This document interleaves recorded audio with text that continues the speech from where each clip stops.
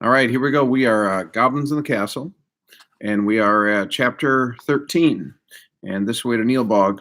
Yesterday in chapter 12, we found out that Granny Pinchbottom has a task for William. She gave him 3 gifts: a golden collar to fasten around the Goblin King's neck, a cloak of invisibility, and the amulet with the light thing in it to help him find his way in darkest places.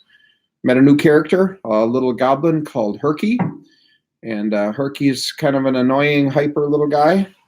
And found out he doesn't like bread. He prefers lizards.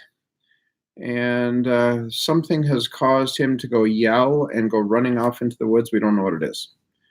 Chapter 13. This way to Neilbog. What was that? Asked a familiar voice. Fauna? I cried, turning around. What did you do that for? What did I do what for? She asked, sounding hurt and a little angry. Scare him away. I didn't do anything to scare anyone. I walked up and that thing shouted and ran off. What was it? And don't forget to apologize for yelling at me like that for nothing. I didn't want to apologize, but Fauna was right. She hadn't done anything wrong. I'm sorry, I muttered. Have you got something caught in your throat? I'm sorry, I shouted, wondering if all girls were this difficult to deal with. You're forgiven. Now, what was that thing? A goblin, I replied, enjoying the look of shock the word created on her face.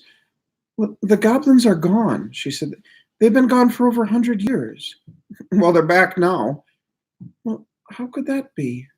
She asked, her hand dropping to the knife she wore at her side.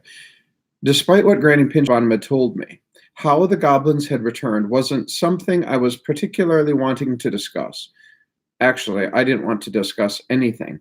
I just wanted to get rid of Fauna so I could get on with my mission. Well, it doesn't matter how it happened. What matters is what happens next. Now, if you'll excuse me, I have a job to do. Well, I'll help. How can you say that? You don't even know what it is I'm going to do. Well, it has to do with the goblins, doesn't it? Well, yes. Well, then I'll help.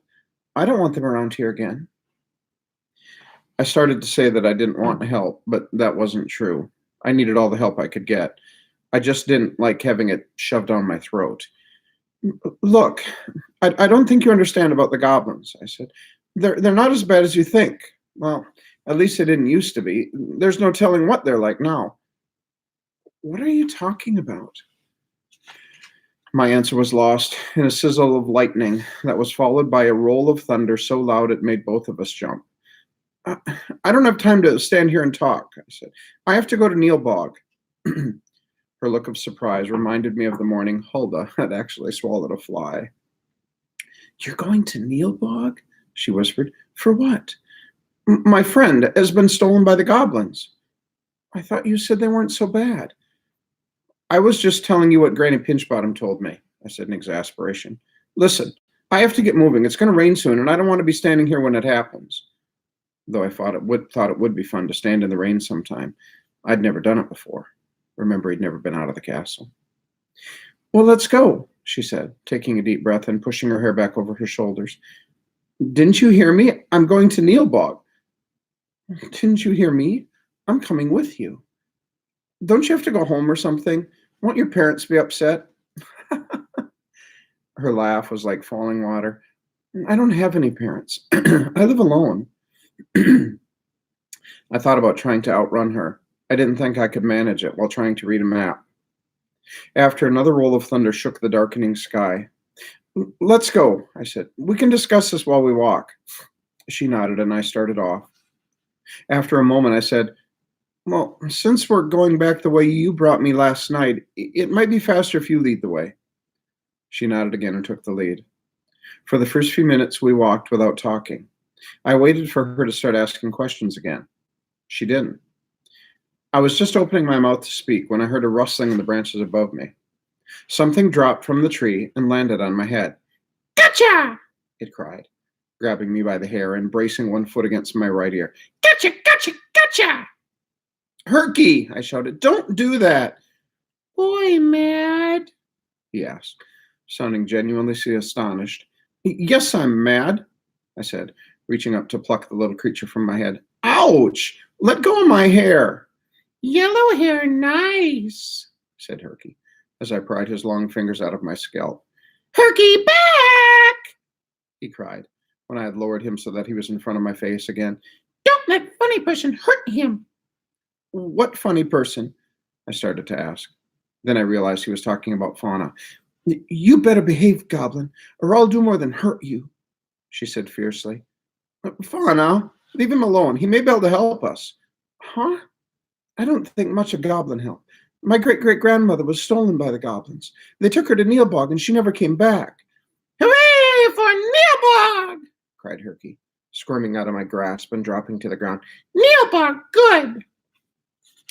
I wanted to tell Fauna what Granny Pinchbottom had told me about the Goblins, but I wasn't sure how much of I should say in front of Herky. I wasn't sure what to do about Herky, though it did seem safer to have him with us than have him following us. Do you want to come with us? I asked. Yep. Herky go with Butterhead Boy and Nighthair Girl. Don't make Herky mad. Herky fierce. He clacked his teeth as if to demonstrate his ferocity, and I began to question the wisdom of my decision.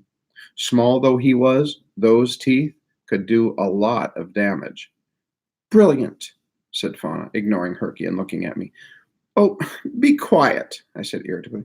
Let's get going. I loved walking through the woods.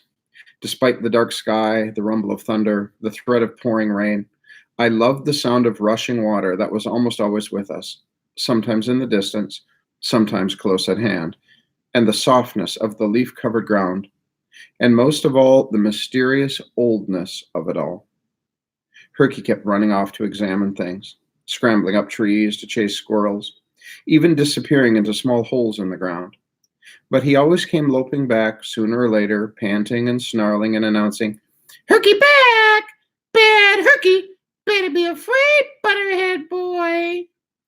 My name is William, I snapped after the third time he called me this. I regretted my words immediately, remembering that Hulda had told me that names were magical, and much could be done by someone who knew your true name. I had thought it pretty silly at the time, but with everything that had gone on during the last few days, this didn't seem like a time to take chances with things like that. Yucko! Cried Herky when we came to the first stream we had to cross. Herky don't like water. Then he scrambled up my leg and insisted on riding on my shoulder. Well, all right, I said, as long as you don't pull my hair.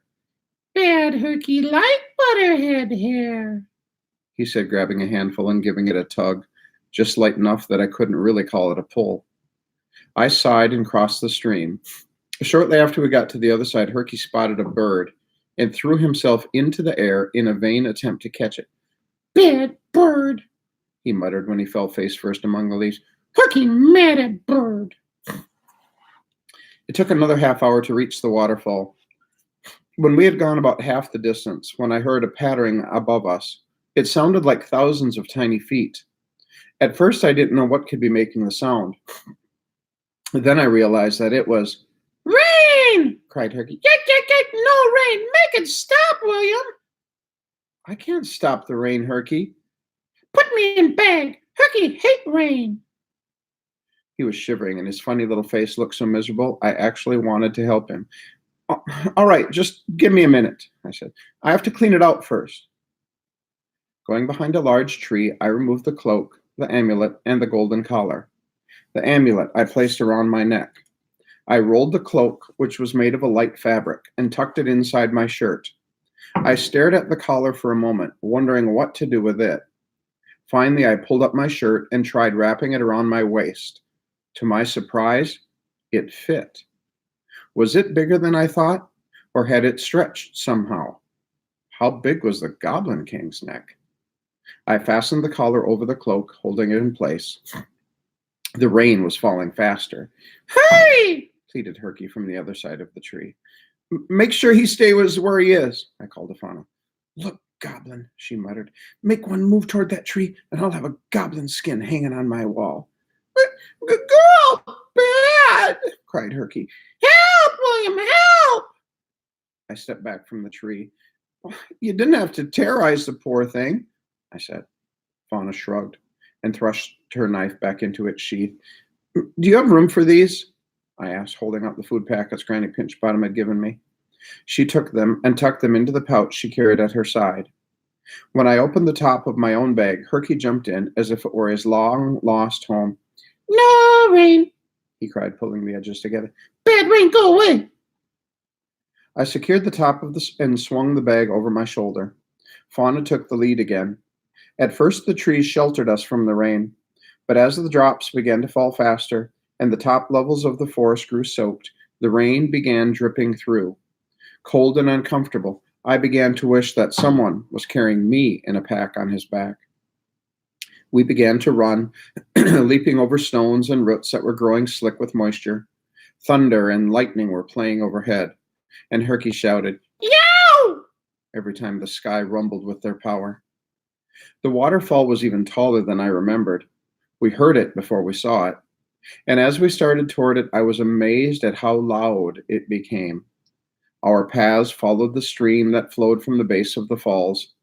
The trees did not offer much cover here, and the rain began to pound against us. What now? Asked Fauna as we drew near the falls. Let's go under there, I replied, pointing to a rocky overhang where we could get out of the rain.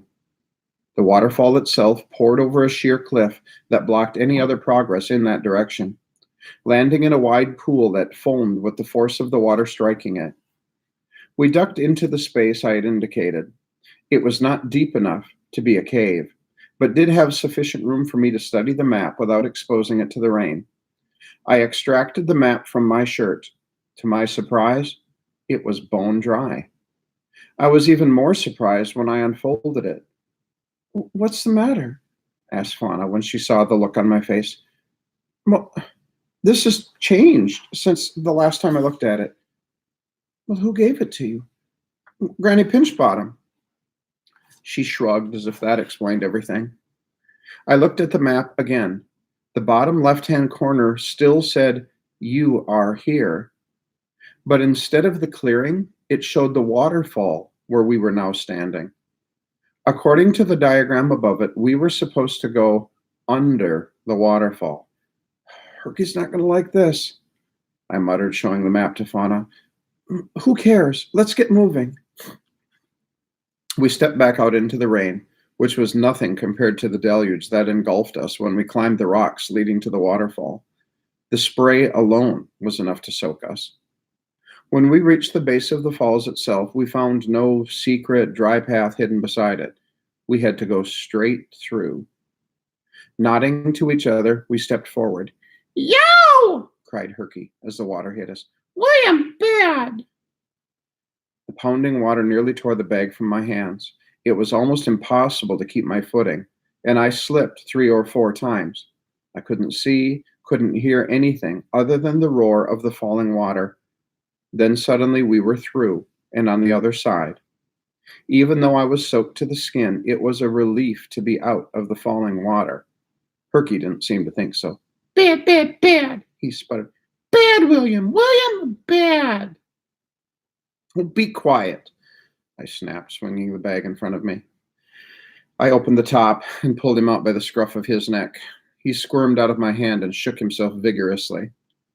We were in a large cave. Though I had expected this side of the waterfall to be dark, the space was suffused with a soft glow. After a while, I realized that it came from some kind of fungus that was growing all over the rocks. Look, said Fauna. I turned in the direction she was pointing. Resting on a boulder was a large wooden sign that said, in neat letters, "This way to Neilbog." On the bottom, someone had scrawled, "Turn back now, while you still can." That was chapter 13 of Goblins in the Castle.